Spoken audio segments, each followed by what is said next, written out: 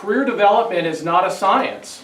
It's an art form, and it's not a one-size-fits-all. And so our goal here tonight is to just give you, hopefully, a range of ideas, new ways of thinking about where you're at and hopefully where you're going. We had another panelist who works for IBM who could not make it tonight. She's ill, so we're going to cut her some slack, and she's going to join us the next time.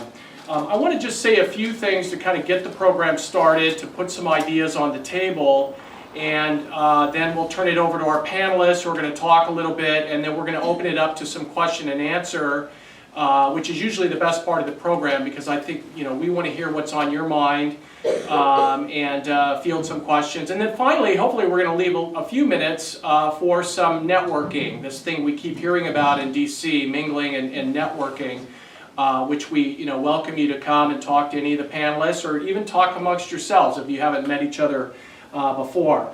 An exciting thing for me in working with students is that I realize this is a big investment for you to come to Washington, D.C.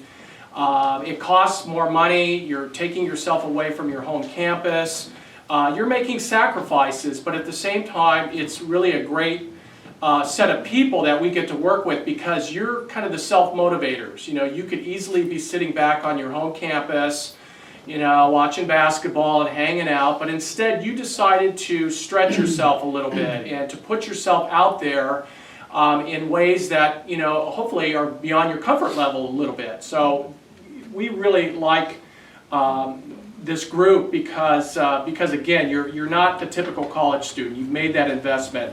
What we want to try to do is to get to thinking about collectively how you can make more of your investment. You're here in DC. Most of you are halfway, at least, through your internship. You're taking your classes, you're putting together your academic side, you're applying some of your academics, you're getting experience in the workplace. The question is, what do you want to do in the remaining weeks that you're here? You need to be thinking about a little bit more about what are the takeaways from your experience here in DC. And I know a lot of you have written down your goals, and if you haven't set your goals completely on paper yet, I suggest you really think carefully about what it is you want to take away from this program. What are the takeaways? It could be gaining a mentor or two. It could be building your network. It could be compiling a portfolio of your workplace artifacts, examples that employers can see of things that you've done really well. So you definitely want to be thinking about that. The other thing that I'm sensing in doing career events with various universities is that I'm sensing, and it's for obvious reasons, people are much more apprehensive about the job market. Obviously, with the unemployment figures, with the economy kind of slowly coming back, it's a concern for everybody, right? I mean, I think part of what we all share is we want to have a fulfilling job. We want to have a livable wage. We want to own a house someday. Maybe you want to, have a family, and you're considering, you want to think about your kids someday being able to go to college and have productive lives. Well, that's been kind of called into question a little bit, especially for your generation relative to some of the generations that have come before you. So you really, part of what I think is important is really thinking about what kind of lifestyle do you want to have over the next few years. And there's kind of your early career, then there's mid-career, and there's late career. And for you, you don't have kids, you're not tied down by other obligations, maybe that some of us who are a little bit older have. Maybe travel is something that you value and that you want to pursue in the short term. Maybe you want to build up to higher level career positions, but that means kind of paying your dues and moving up the ladder and living in rental apartments with 5 other people, which is what a lot of people behind me have had to do here in DC.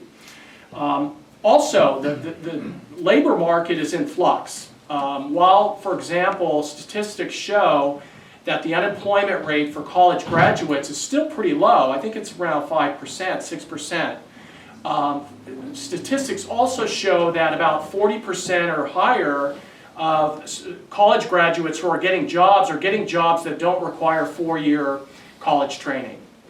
And we're hearing a little bit about this now in the back and forth between candidate Santorum and the Obama administration. But the fact is, there are thousands and thousands of other college students who are graduating alongside of you, and there are thousands and thousands of college students who have graduated over the last couple years who are not being fully utilized in terms of their academic training and their four-year college degree. So the competition is fierce.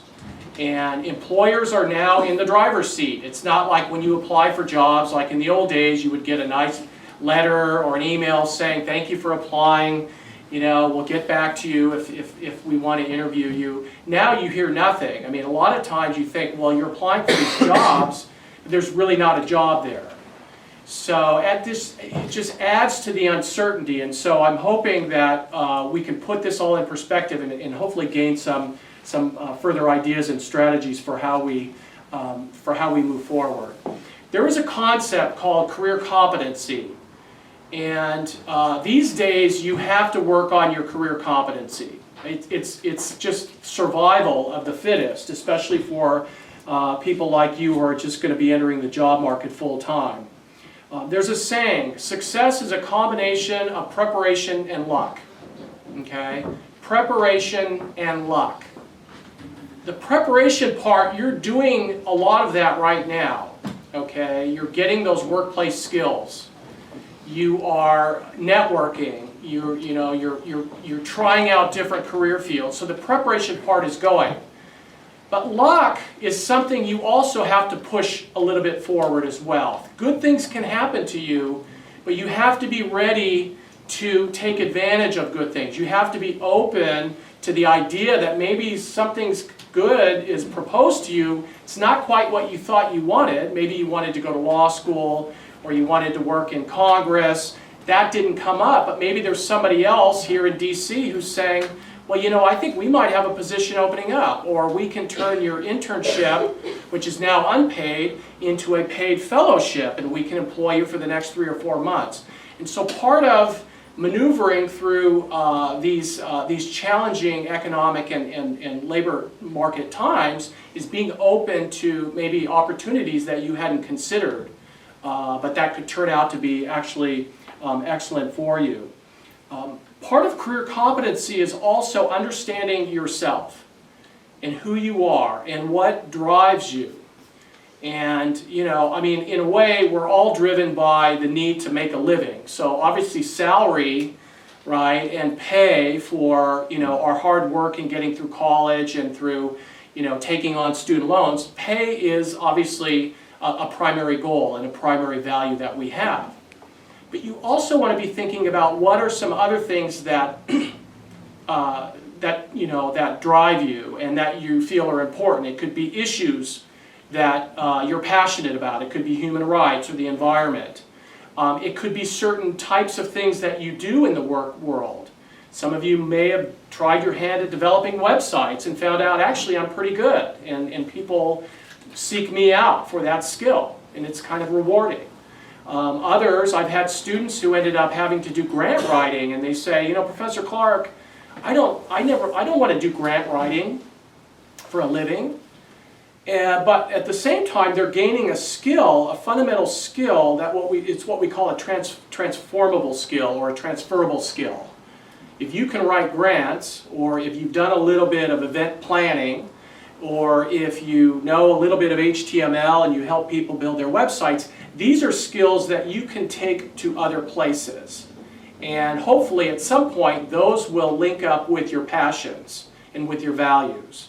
Okay, but if you're thinking, well, I really want to travel for a living and I'm not going to settle for anything less, that's great, but you have to convince employers that you've got what it takes and that what they need so that they will send you out so that you can pursue your passion. And so a lot of it is just these kind of fundamental skills that maybe you like, maybe you don't like so much, but that you can put on your resume. So you need to think carefully about that. Also, you're in internships now, and again, I suspect most people are halfway through, maybe a little bit more than halfway through. You need to kind of assess where you're at in the internship, and part of what I think some of the folks behind me can talk about is how do you take it to the next level? right? You've mastered your basic duties, right? Some of them aren't so great. Who wants to be on the phones 4 hours a day? Or maybe you're just getting so sick and tired of dealing with the mail or taking people on tours or whatever it is. But at the same time, you need to be thinking about how can you take it to the next level? How can you begin to get exposure to longer term projects, or getting to work with some people maybe that you've wanted to work for in the office, or maybe your contract says you're supposed to be getting that kind of exposure and it hasn't happened yet. Okay? So there's these stages of the internship that people typically go through. And one of those stages is letdown. Okay, and not for everybody, but a lot of students in the first few weeks of their internship feel it's kind of a letdown. You get to DC, you think you're going to be doing all this great work, you've invested a lot, and basically you're doing a lot of the same mundane tasks that you could be doing back in your hometown or in your college town. And so that's typical, but the issue becomes, what are some ideas that we can share that maybe then you can begin to build on that and to develop some of the other options that your office might have to offer. Now, many of you have intern directors or coordinators or whoever who are supposed to be working on your behalf, and they're very good at tactfully checking in on your internship and seeing how things are going. But if you're not telling people, communicating about what you want to do, or where you want to go with this thing, then they can't help you. So communication is very important. Professional, tactical communication, okay? Also, think about how you're doing in the internship, and most of you are going to have a final evaluation for your internship. So you're going to be evaluated by your supervisors. And you want to leave the internship on a high note. You want your supervisors and your employers to be pleased with your work. Hopefully you're going to get a letter of recommendation or an opportunity later, if you need a reference from that workplace, that you're going to get it. And I've dealt with a lot of students who have, I get their internship review forms, and I can tell you, students typically don't get tripped up on the technical stuff. They do their jobs, but what they tend to get tripped up on are things like attitude.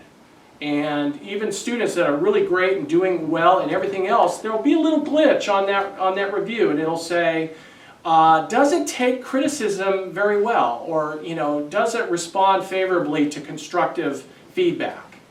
Okay, so you got to watch it. You got to maintain that attitude, right? Even if somebody's telling you, you did okay, but you could do this better.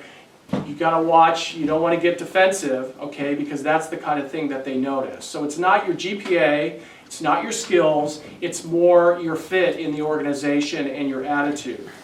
Or if you go into the workplace saying, I didn't work for 4 years in college and pay all this money to be doing photocopying, okay? I mean, I'll do it, but I'm not happy about it. That kind of attitude, it gets noticed and wears on your supervisors quite a lot, because a lot of times they're having to do the photocopying too at times. We all do it. And so they may not take that very well. So watch your attitude. Try to stay upbeat, stay energetic, stay positive. Also, another kind of item that tends to get checked more often than not is your ability to multitask. Okay? And we know you have a basic set of duties that you're supposed to be fulfilling every day. And you're working up to some projects. Maybe you're working on a couple of longer-term projects. But sometimes your boss will come in and say, okay, drop everything. We need you to go to the other side of the hill. We need you to take some papers over there.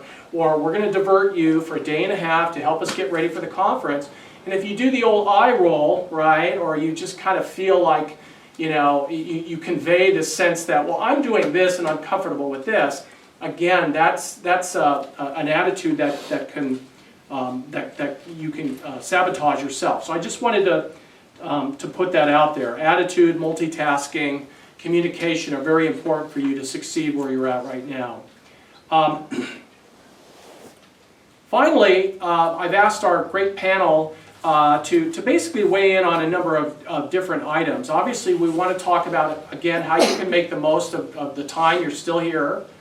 We want you to also think about how you can keep the momentum going after you leave DC.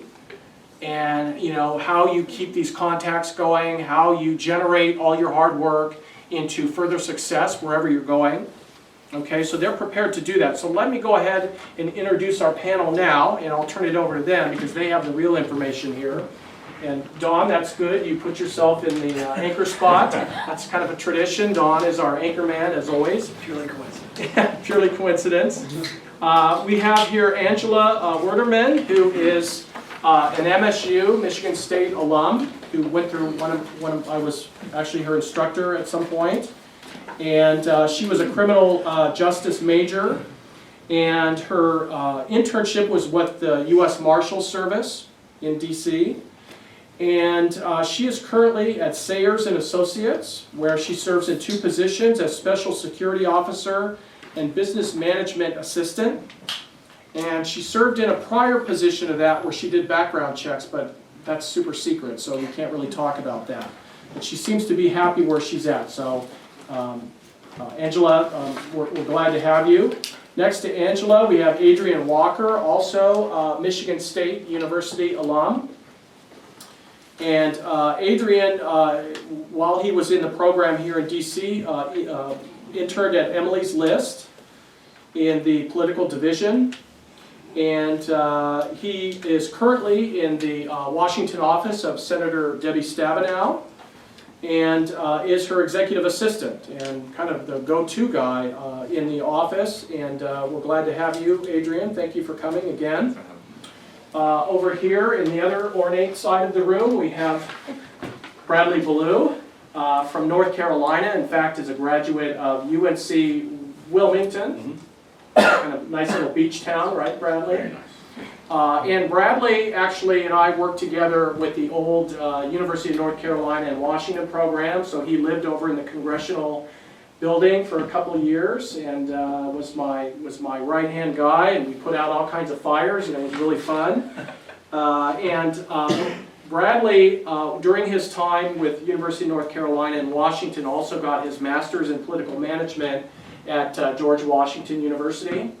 And then went on to intern in the office of Senator Elizabeth Dole, and then was hired as a full-time staffer in that office, and ended up being kind of a chauffeur, right, for a while for the Doles. I was your driver for about a year and a half. The senator's driver and dog walker and all kinds of good stuff.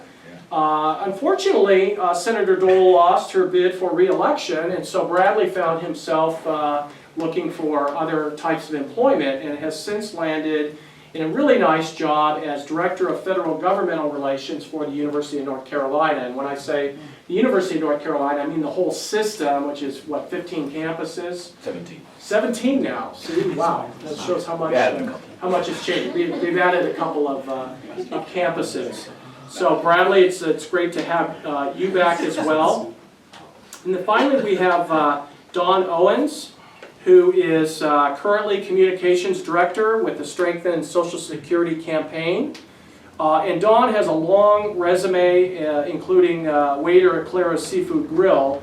So I'm not going to go through everything, but he does have some noteworthy positions. And if I had my glasses on, I could read them better. But he was Communications Consultant, Policy Advisor for the Center for Teaching Quality. He was a press secretary in the U.S. House of Representatives office, Representative Bob Etheridge from North Carolina. Director of Public Affairs at the National Association of the Education of Young Children. He worked for the Teamsters and various other positions. He's just been appointed to the board of the DC Southeast Children's Fund, so he's going to be raising some money, right, for children in the Anacostia and the Congressional Heights area. And he's a graduate of Elon University in North Carolina. So without further ado, let me turn it over to Angela. If you're ready, Angela, okay. All right, so as he said, I'm Angela Werderman. I'm a graduate of Michigan State University. I was in the spring of 2010 internship program, so I did the DC internship program with Professor Clark. I was a criminal justice major, specialization in security management. When I was here, as he said, I don't want to repeat too much of what he said, but I interned with the U.S. Marshals in their judicial security and intel division. And then after that, I received my job offer prior to graduating. My first job was doing background investigations for people getting government clearances, and that was with the United States Investigation Services. I did that for a little bit over a year, and then I got my current job as Sayers and Associates, and that's to train to take over as their facility security officer, so that entails people's personnel clearances, the visit authorizations, all that falls under that department, and then also in their business development management assistant. So I guess based off of that, I'd be happy to talk to any of you that have questions regarding if you are going into the law enforcement or intelligence, that area specifically, because I had some experiences with the federal interview process as well as contract, the pros and cons to both. But more so that I'd like to speak now about that applies to everyone is your internship itself and how you make that somewhat of a value, how you stand out in that process. I was fortunate to have an internship where I was with a very good division and very nice people. But with that said, I was an intern, someone was there before me, someone was there taking my place after. And so there's just kind of ways that you have to try and make yourself stand out. And that starts with very simple things that you may not think you're even being watched on before you're even going to get a task. And those are simple things such as show up. Even if you think, maybe you're the first one that's supposed to be there and you go, oh, no one's there. I can be 15 minutes late.